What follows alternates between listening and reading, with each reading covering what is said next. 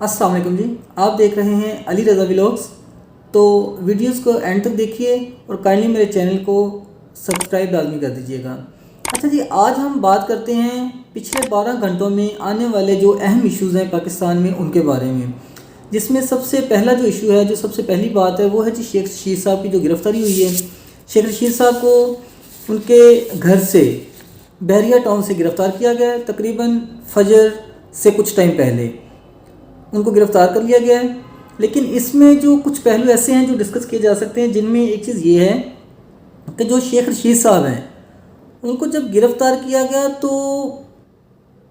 ایک دم سے اتنے زیادہ کہ کیمراز، موبائل فون پہ ویڈیوز بنی اور وہ بڑے کوئی دبنگ انداز سے اپنی ویڈیوز بھی ریکارڈ کروا رہے ہیں، لوگوں کے ساتھ مخاطب بھی ہیں، اپنی جو وہ ویڈیوز دے رہے ہیں۔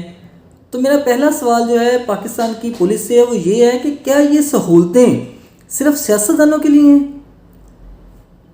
شیخ رشید صاحب کو یہ سہولت جو دی گئی ہے کہ وہ اپنے بیانات ریکارڈ کروا رہا ہے گرفتاری کے دوران، کوئی غریب بندہ یا کوئی اور بندہ جو پاکستان کا سویلین ہے اس کو یہ سہولت میسر ہے کہ وہ گرفتاری کے دوران جب پولیس اسے پکڑ رہی ہو اور اس کی ویڈیو بنائی جائے، اسے ویڈیو بنانے کی اجازت دی جائے اور اس کو اپنے بیانات ریکارڈ کروانے کی اجازت دی جائے؟ اس کے بعد میں دیکھ رہا تھا کہ شیخ رشید صاحب جب بات کر رہے تھے، اپنے جو کوئی میڈیا ٹاک کر رہے تھے، گرفتاری کے دوران پولیس انہیں پکڑ رہی ہے، پکڑا ہوا ہے، تو اس دوران ایک پولیس والے کا کندھا اس کے ساتھ لگا شیخ رشید صاحب کے ساتھ، اور شیخ صاحب نے اسے زوردار دھکا پیچھے دیا۔ یہ پاکستان کے قانون کا حال ہے، یہ پاکستان کی پولیس کا حال ہے، یہ سیاستدان پاکستان کی پولیس کے ساتھ کیسا رویہ اختیار کرتے ہیں۔ اور اگر کوئی بیچارہ پکڑا جائے، پولیس مارا بندہ، اگر کوئی غریب بندہ پکڑا جائے تو اس کے ساتھ یہ پولیس والے کیا کرتے ہیں، وہ اب سب لوگوں کو بڑا اچھی سے اندازہ ہوئے گا۔ اچھا جی، پچھلے 24 گھنٹوں میں شیخ رشید صاحب کو گرفتار کیا گیا ہے اور انہوں نے جی نواز شریف صاحب کو کہا ہے کہ نواز شریف صاحب جو ہیں ان کو اور شہباز شریف صاحب کو سیاسی موت جو ہے وہ شیخ رشید مارے گا۔ یہ گرفتاری کے دوران انہوں نے یہ بات کی اور عمران خان زندہ باد کا نعرہ لگایا شیخ رشید صاحب نے۔ اس کے بعد جی فواد چودھری صاحب کی رہائی ہوئی ہے اور انہوں نے رہا ہوتے ہی جو پہلی میڈیا ٹاک کی ہے اس میں انہوں نے بڑا دلچسپ جو ہے نا وہ جملوں کا تبادلہ کیا ہے میڈیا کے ساتھ۔ انہوں نے یہ کہا ہے جی، میں چیف الیکشن کمشنر صاحب سے یہ ریکویسٹ کرتا ہوں، ان سے یہ کہتا ہوں کہ یہ جو آپ کے سیکٹری الیکشن کمشنر صاحب ہیں ان کو کمرے میں ڈالیں اور پھر کنڈی لگائیں اور پھر ان کو 2 جوتے ماریں۔ یہ فواد چودھری صاحب کا اپنی رہائی کے بعد پہلا جو تھا میڈیا ٹاک، انہوں نے یہ بات کی۔ اور پھر انہوں نے یہ بات بھی کہی ہے کہ میں نے جج صاحب کے سامنے بھی یہی بات کی ہے کہ میں نے الیکشن کمشنر کے بارے میں کہا ہے میں اس پہ قائم ہوں۔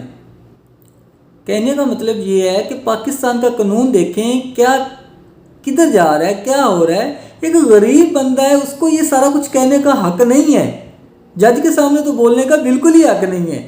لیکن جو فواد چودھری صاحب ہے وہ یہ کہہ رہے ہیں کہ میں نے جج صاحب کے سامنے بھی یہ کہا جی، جو میں نے کہا ہے میں اس پہ قائم دائم ہوں، میں اس پہ قائم ہوں۔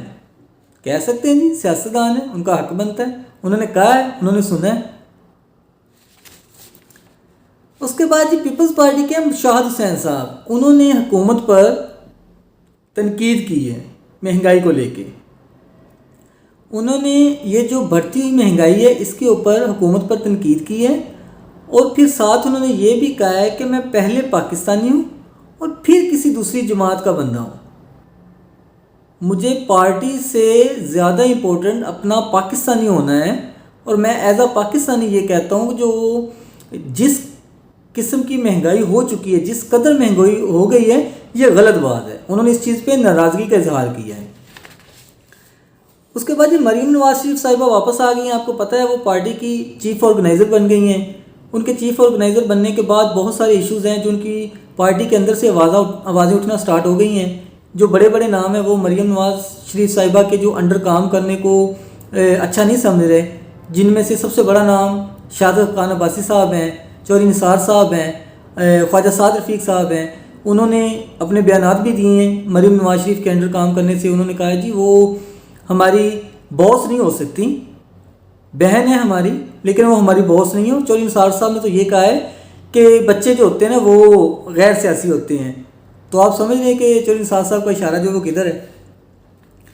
اس کے بعد جی شاہد خاقان عباسی صاحب جو ہیں انہوں نے اپنی پارٹی کے عہدے سے، جو ان کے پاس پارٹی کا عہدہ تھا اس سے انہوں نے استعفیٰ دے دیا ہے. اور سب سمجھ رہے ہیں کیونکہ جب مریم نواز شریف صاحبہ پاکستان تشریف لائی ہیں تو وہ بالکل بھی ان کو ریسیو کرنے، ان کا ویلکم کرنے نہیں گئے تھے.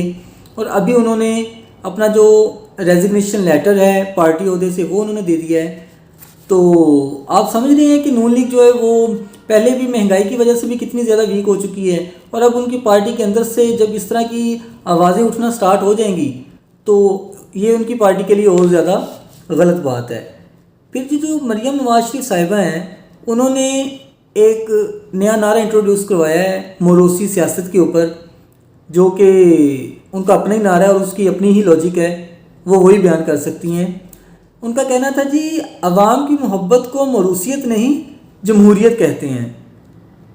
انہوں نے موروثی سیاست سے اپنے آپ کو نکالنے کا ایک بہترین نعرہ لگایا ہے، عوام کی محبت کو موروثیت نہیں جمہوریت کہتے ہیں. یہ جو ان کے الفاظ تھے یہ ان کی اپنی پارٹی کے لیے بھی ہیں، کیونکہ جتنے کوئی بڑے بڑے نام ان کے انڈر کام کرنا نہیں چاہتے، ان کا چیف آرگنائزر بننا انہیں پسند نہیں ہے، تو یہ ایک طرح سے ان کو بھی شٹ اپ کا حال ہے.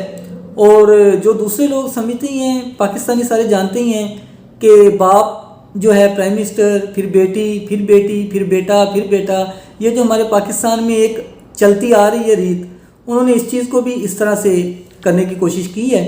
تو میرا جو ہے یہ سوال یہ ان سیاستدانوں سے کہ یہ جو کچھ آپ کہتے ہو، جو کچھ کرتے ہو، اس کا حق صرف اور صرف اس پاکستان میں آپ کو ہے، عام بندے کو نہیں ہے. 22-25 کروڑ عوام میں سے کسی ایک بندے کی ہمت ہی نہیں ہے کہ ایسی باتیں کر سکے. کوئی کچھ نہیں کہہ سکتا. یہ صرف حق، یہ جو رائٹس ہیں صرف آپ لوگوں کے ہیں. جو غریب لوگوں کے رائٹس ہیں وہ تو بیچارے، وہ تو ان کو پتہ ہی نہیں ہے، آپ نے پتہ لگنے ہی نہیں دیا. تو آج کا ولاگ کرتے ختم. تو میرے چینل کو سبسکرائب لازمی کر دیجیے گا. اللہ حافظ.